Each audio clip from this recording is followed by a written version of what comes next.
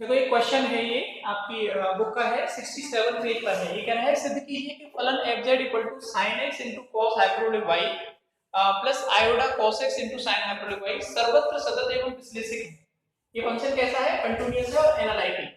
अगर ये एनालिटिक हो गया, अगर आप इसको सॉल्व करो और प्रूव करो कि सर ये एवरीवेयर एनालिटिक फंक्शन है, सर्वत्र विश्लेषिक फलन है, तो अगर ये सर्वत्र विश्लेषिक होगा तो सतत और डिफरेंशिएबल तो हो ही जाएगा। क्योंकि जो डेफिनेशन ऑफ एनालिटिसिटी है उसमें क्या लिखा हुआ है? Single valued and differentiable function is analytic function, यानी एक मानीय और अवकलनीय फलन ही क्या बनता है? विश्लेषिक फलन बनता है। तो अब विश्लेषिक प्रूव करना है आपको मेन। अच्छा, उसके लिए क्या करेंगे आप? ये जो फंक्शन है इसमें आप पहले u भी निकालेंगे, फिर आप u v के पार्शियल ऑर्डर डेरिवेटिव निकालेंगे, del u over del x, del u over del y, del u over del x, del u over del y। वो जो पार्शियल ऑर्डर डेरिवेटिव है वो क्या होनी चाहिए? एवरीवेयर कंटीन्यूअस होनी, सर्वत्र संतत होनी चाहिए, तथा जो CR इक्वेशन है, कॉची रीमान इक्वेशन है, वो सैटिस्फाई होनी चाहिए। तो by sufficient condition, condition of sufficient जो है एनालिटिसिटी की जो कंडीशन है, कंडीशन ऑफ सफिशिएंसी, उसमें क्या है कि अगर किसी फंक्शंस के पार्शियल ऑर्डर डेरिवेटिव क्या हो? कंटीन्यूअस हो और कॉची रीमान इक्वेशन सैटिस्फाई हो, तो वो फंक्शन कैसा होता है? एनालिटिक होता है। वो यहाँ पे करना है आपको। पार्शियल ऑर्डर डेरिवेटिव को कंटीन्यूअस प्रूव कर देंगे और इसके जो कॉची रीमान इक्वेशन है उसको सैटिस्फाई कराएंगे। तो अगर ऐसा हो गया तो हम कहते हैं that function is a everywhere analytic function, सर्वत्र विश्लेषिक फलन। तो इसका सॉल्यूशन देखेंगे आप। आपको जो गिवन है फंक्शन वो लिखेंगे पहले। तो given that f of z is equal to sin x into cos hyperbolic y plus iota cos x into sin hyperbolic y। अच्छा, f of z को क्या लिख सकते हो आप? u plus iota v।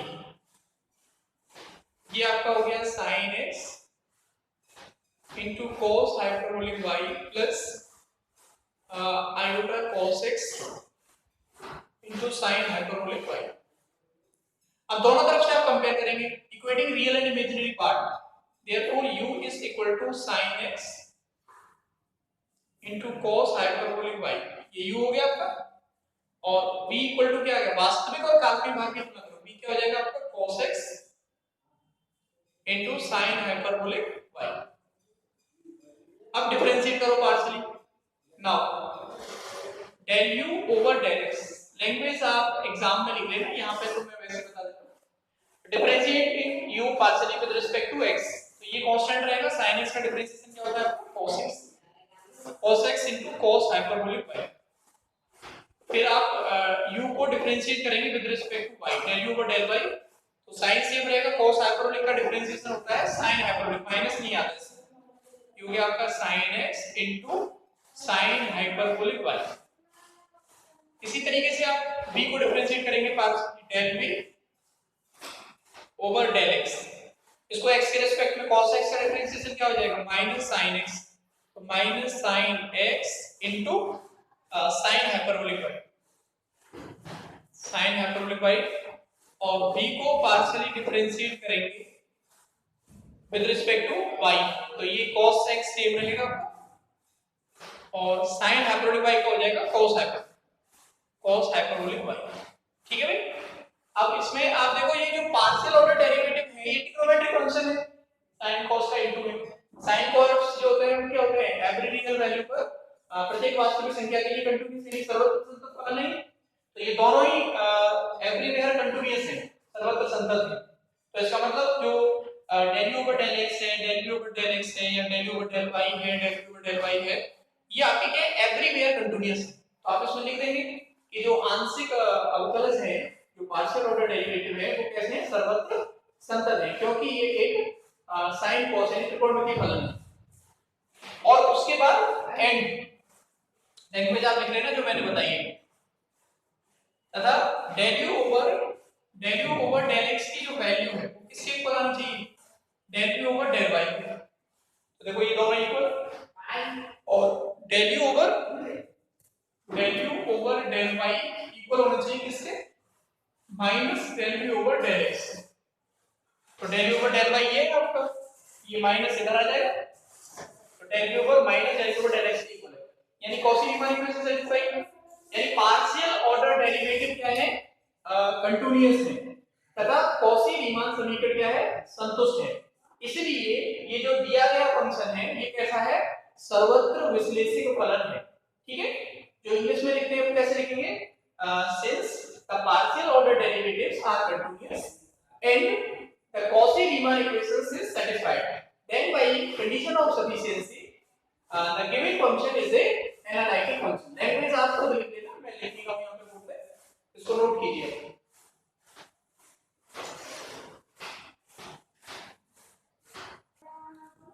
एक और क्वेश्चन देखिए आप, आपकी बुक का है 68 पेज पर है। ये कह रहा है सिद्ध कीजिए कि फलन e to the power x cos y plus iota sin y या e to the power z दोनों में से कोई एक हो सकता है, विश्लेषिक फलन है, इसका अवकलज ज्ञात कीजिए। ये जो आपको दिया हुआ है this is a analytic function, ये आपको प्रूव करना है, फिर इसका डेरिवेटिव फाइंड आउट करना है। तो लिख दो ना dfz over dz, वो आपको यहाँ पे फाइंड आउट करना है। तो अगर ये विश्लेषिक फलन होगा तो ये सफिशिएंट कंडीशन को सेटिस्फाई करेगा, और जब ये विश्लेषिक हो जाएगा तो फिर आप इसका डेरिवेटिव निकालेंगे, डेरिवेटिव का फॉर्मूला लगा देंगे, आ जाएगा। अच्छा, विश्लेषिक प्रूफ करने के लिए इसको आपको क्या करना पड़ेगा, सफिशिएंट कंडीशन को सेटिस्फाई करवाना पड़ेगा। और सफिशिएंट कंडीशन को सेटिस्फाई कैसे कराते हो आप लोग, उसके लिए आप क्या करते हो, पहले फंक्शंस के u और v निकालेंगे, फिर आप और u और v के डिफरेंशिएशन करेंगे, उसके पार्शियल ऑर्डर डेरिवेटिव निकालेंगे। वो पार्शियल ऑर्डर डेरिवेटिव क्या होनी चाहिए, कंटीन्यूअस होनी चाहिए और कॉची रीमान इक्वेशन सेटिस्फाई होनी चाहिए। तो by condition of sufficiency the function is analytic, फिर इसका डेरिवेटिव निकालो। तो इससे पहला जो क्वेश्चन किया है आधा तो ये वहीं तक होगा, केवल डेरिवेटिव निकालने वाली बात तक वो अलग।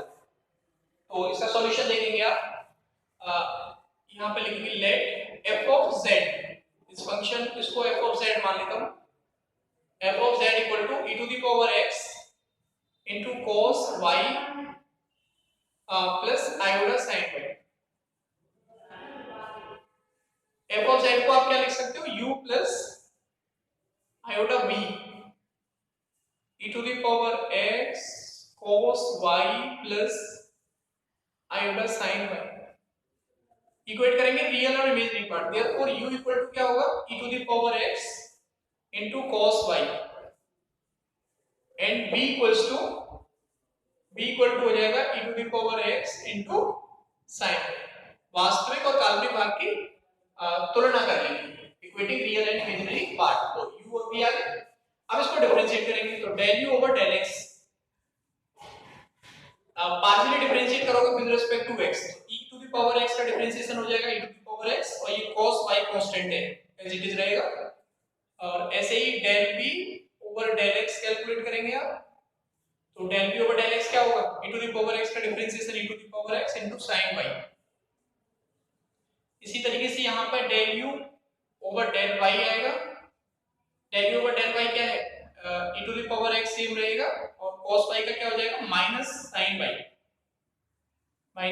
y, या इसको क्या लिख सकते हो आप, minus e to the power x into sin y।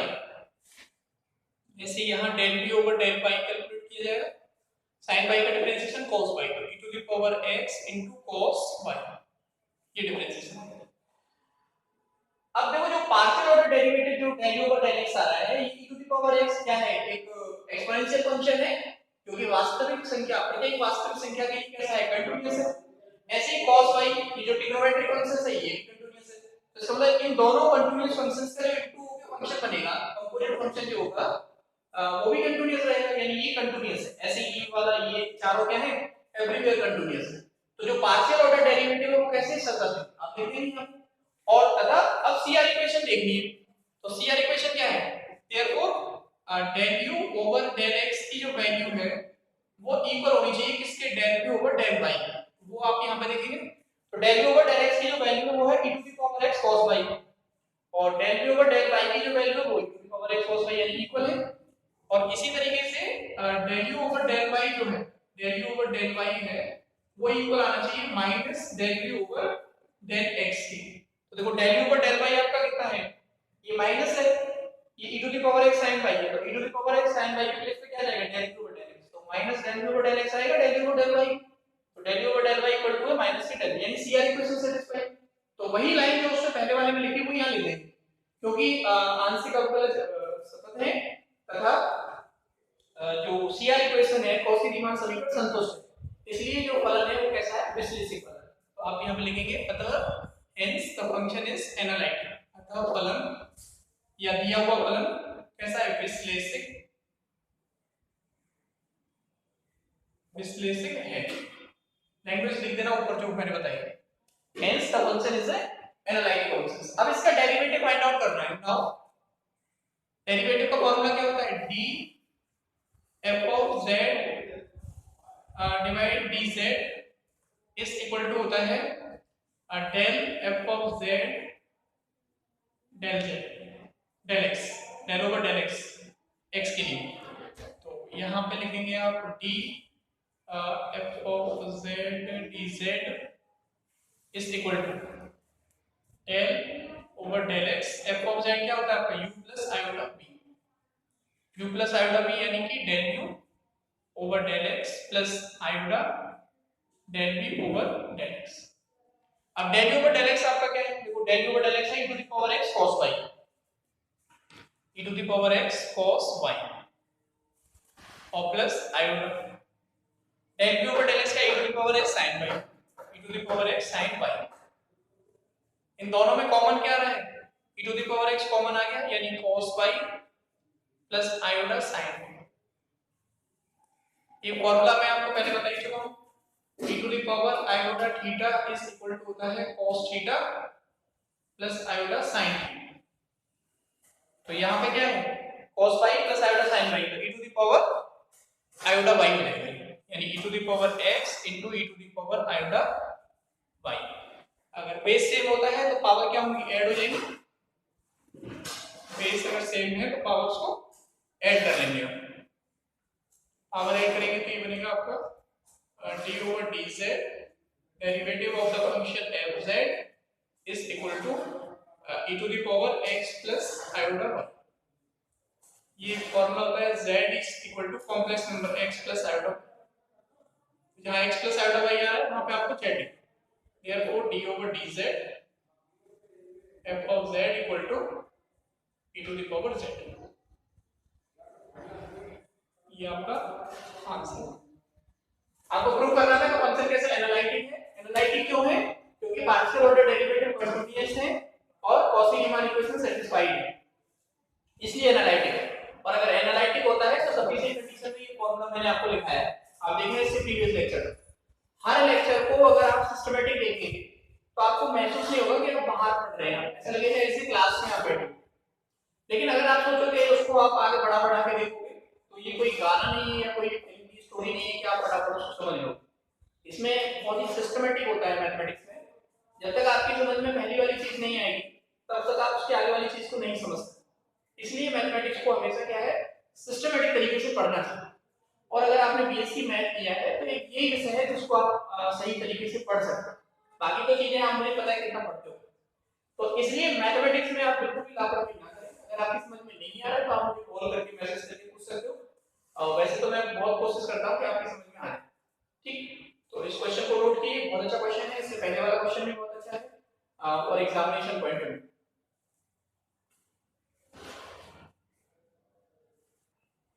एक और क्वेश्चन देखिए आप, ये एक फंक्शन दिया हुआ है यहाँ पे fz इक्वल टू x की power 3 1 plus iota minus y की power 3 1 minus iota divide x square plus y square.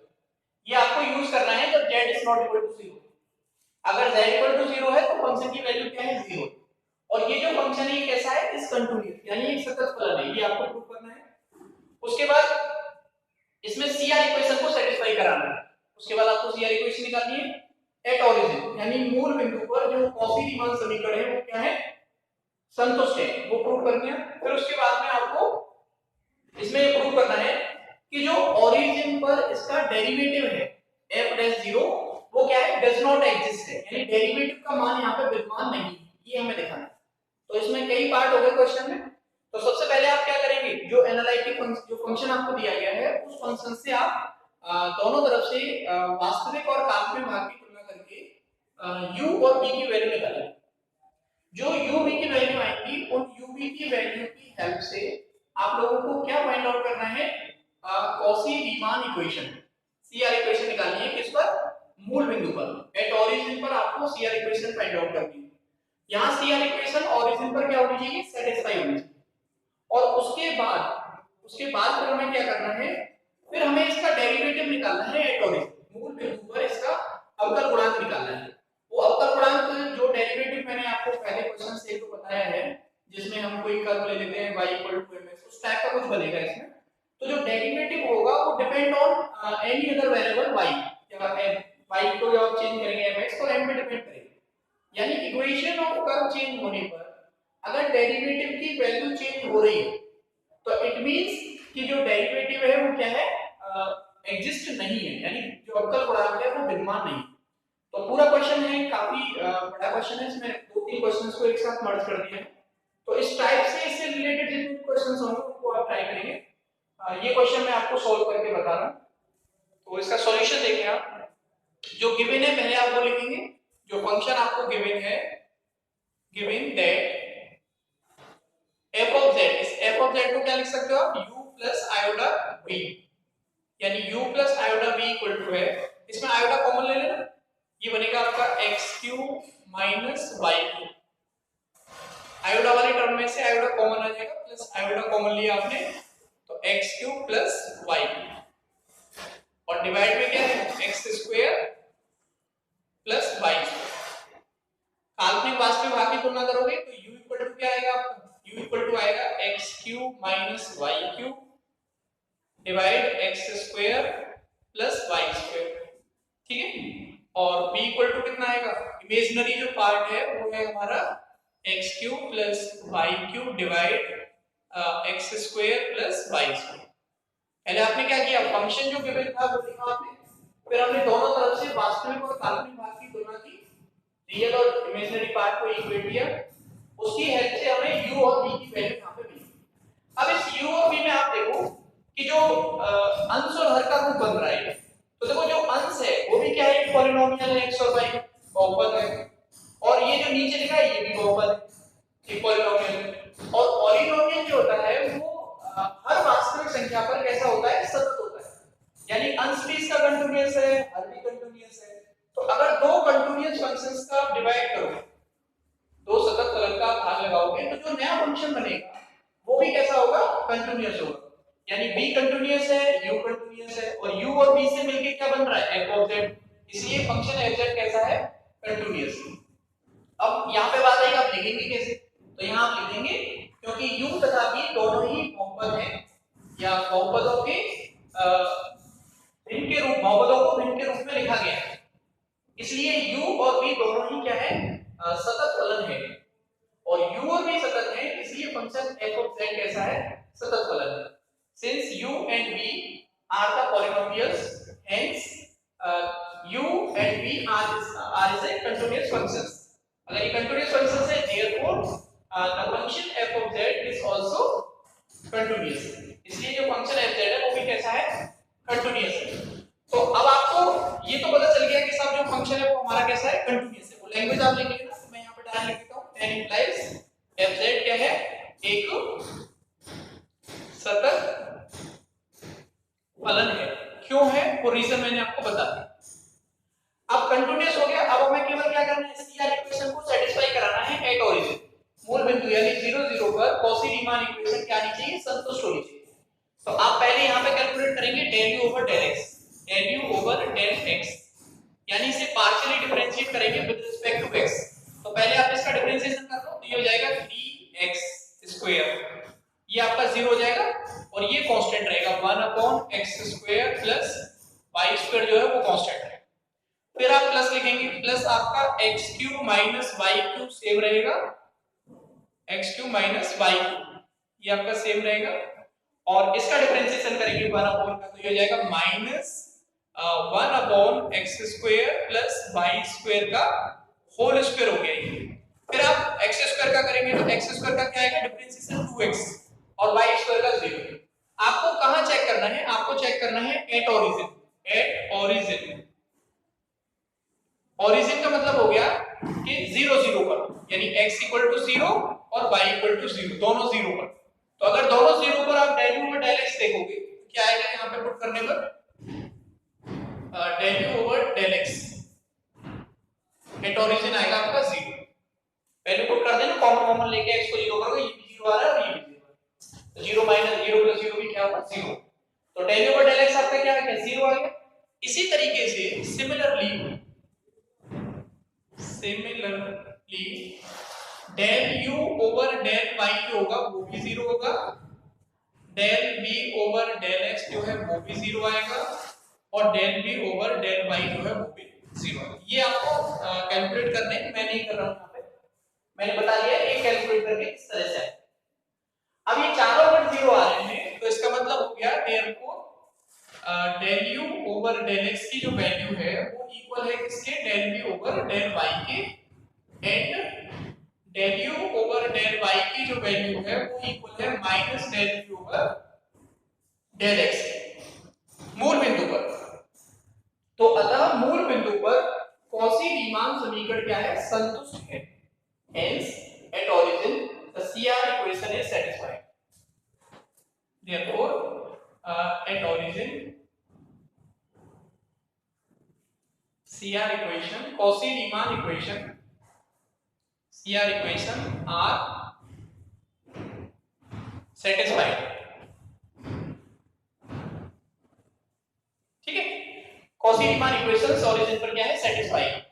अब आपको क्या करना है origin पर इसका डेरिवेटिव देखना, यानी f(0) और डेरिवेटिव क्या होना चाहिए does not exist, यानी अवकल गुणांक विद्यमान नहीं होना चाहिए। ठीक है, तो आप इसको नोट कीजिए, फिर मैं आपको यहाँ पे डेरिवेटिव सॉल्व करके बता दूंगा कैसे है। ठीक, करो इसको नोट करो।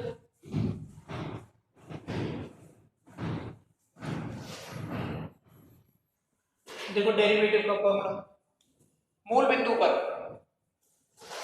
we know that ठीक f डैश 0 ये फॉर्मूला होता है इसका, आप याद रखना जिसको याद नहीं है, z tends to 0 f of z minus f of 0 divide z।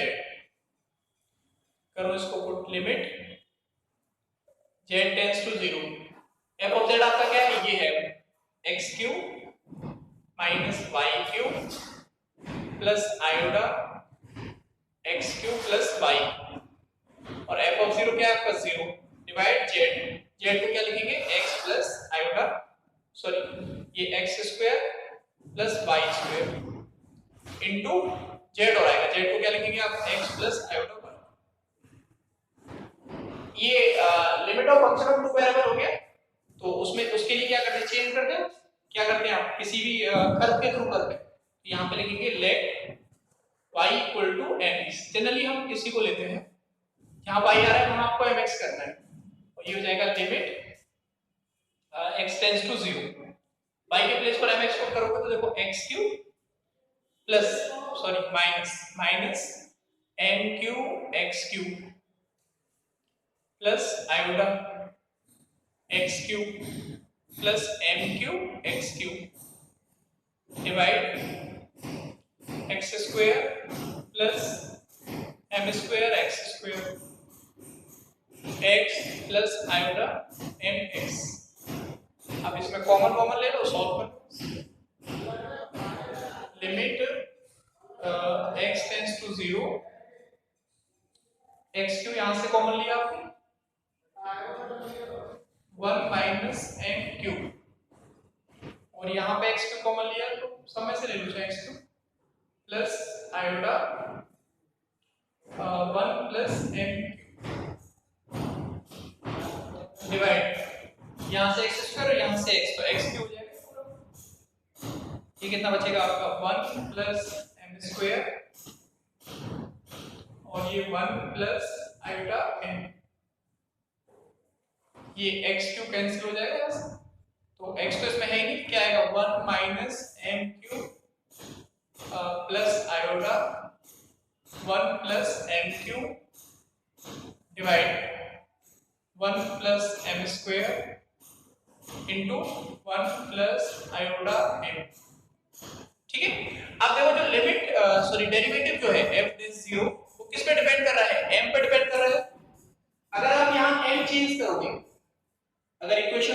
Change होता है तो क्या होगा, डेरिवेटिव की वैल्यू बदलेगी। तो m परिवर्तित होने से अगर डेरिवेटिव परिवर्तित हो रहा है इसका मतलब डेरिवेटिव का अस्तित्व नहीं है। तो इसमें आप नीचे लाइन क्या लिखेंगे, क्या लिखेंगे, क्योंकि मूल बिंदु पर अवकल गुणांक का मान m के मान पर आश्रित है, इसलिए मूल बिंदु पर अवकल गुणांक का अस्तित्व नहीं है। ठीक है, या इंग्लिश में लिखोगे तो since the derivative eight origin is depend on m, hence the derivative does not exist। क्योंकि मूल बिंदु पर f-0 का मान m पर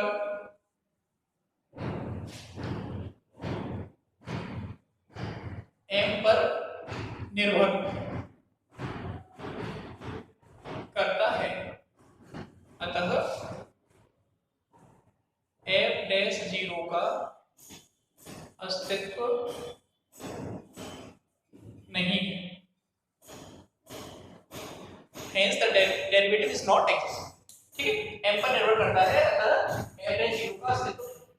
अगर ये m पे डिपेंड नहीं करता, यानी कर्व चेंज करने से अगर हर पॉइंट पर डेरिवेटिव क्या था, समान आता, तो आप कहते कि जो डेरिवेटिव है वो क्या है, एग्जिस्ट, विद्यमान। इस तरह के क्वेश्चंस में बता दूं पहले, ये डेरिवेटिव निकालना मैंने जब अभी से शुरुआत में जो क्वेश्चंस कराए हैं, आप प्रीवियस लेक्चर्स देखना इसके, उनमें मैंने सॉल्व कराया है। और जब भी आप क्वेश्चंस को सॉल्व करने बैठे तो आप बुक अपने पास रख के बैठेंगे, कॉपी अपनी लेके बैठेंगे और उसमें नोट करेंगे उसको, और कोशिश करेंगे उस क्वेश्चन को खुद सॉल्व करने की। फिर अगर आपकी समझ में नहीं आ रहा है तब आप इस वीडियो लेक्चर को देखिए। ऐसे नहीं वैसे उसको पेपर की तरह कान में लगा के देख रहे हैं, उससे कोई फायदा नहीं है इसको पढ़ने का। भाई पढ़ने का फायदा जब होगा जब आपको नहीं समझ में आया तब आपने ये देखा, फिर उसको नोट कर लिया। लैंग्वेज का कोई हमारे यहाँ इशू नहीं है, आप हिंदी इंग्लिश में कोई फर्क नहीं पड़ता, जिसमें आप कहेंगे उसमें लगा। पर पढ़ना है आपको, लेकिन बुक को पास लेके बैठना है, जेपीएस की बुक खरीदो आप मैथमेटिक्स की, और उसको साथ लेके और अपनी रफ में आप लिखिए और फिर इसके नोट्स बनाइए। तो आपका ये पेपर बहुत अच्छी तरीके से आपकी समझ में भी आएगा और आपका हो जाएगा। और अगर आप ऐसे ही लेक्चर कभी सुन लिया तो ऐसे समझ में नहीं आता है। अगर मान लो कोई आया उसने 10वां लेक्चर बोल के दे दिया तो उसको कुछ पता नहीं पड़ेगा इससे। भाई 10वां लेक्चर जब समझ में आएगा उसको पहले 9 लेक्चर समझ में आ चुके होंगे, तो इसलिए बीच से कोई लेक्चर ना देखें, मत देखो बेकार में फालतू अपना समय खराब करो। तो इसलिए आप अगर मान लो आज से शुरुआत कर रहा हूं, पहले मैं पहले लेक्चर का काम कंप्लीट करूंगा, फिर दूसरे का, फिर तीसरे का, फिर चौथे, फिर 10वें पे पहुंच, चाहे कितना भी टाइम लगे। या मैं एक दिन में 2-2 3-3 लेक्चर को कवर कर सकता हूं, तो 2-2 3-3 लेक्चर के काम को कंप्लीट करूंगा। और जो मैं बोर्ड पे लिखा रहा हूं उसको तो लिखना ही है, जो मैं बोलता हूं उसको भी लिख दिया करो आप। ठीक है, तो यहां तक का काम आप कंप्लीट कर लीजिए आज, और इसके आगे की जो बातें हैं, आगे के जो क्वेश्चंस हैं और जो भी टाइप्स मुझे बताने हैं इसमें